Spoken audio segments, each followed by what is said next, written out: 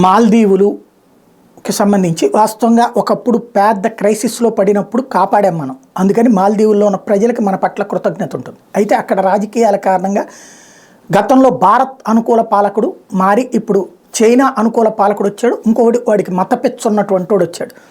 అక్కడ ఇప్పటికే మాల్దీవుల్ని మతపరంగా ఇస్లామిక్ సామ్రాజ్యం కింద మార్చేటటువంటి ఎత్తుగడలో చైనా డబ్బులు ఇవ్వటం నడుస్తూ వచ్చింది.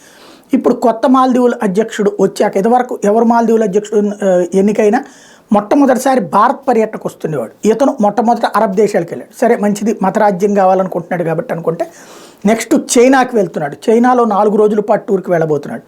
భారత్కి వెళ్తారా అంటే అవసరం లేదు అంటూ చెప్పుకొస్తున్నాడు. ఓవరాల్గా నేను మొన్నే చెప్పాను, లక్షద్వీప్కి నరేంద్ర మోడీ ఎందుకు హైలైట్ చేశారు అంటే మనమందరం కూడా తెలుసు కదా, మన సెలబ్రిటీలు చివరికి యాంకర్ అనసూయ లాంటి వాళ్ళు కూడా మాల్దీవులకు పోతూ ఉంటారు ఖాళీ దొరికినప్పుడల్లా కూడా.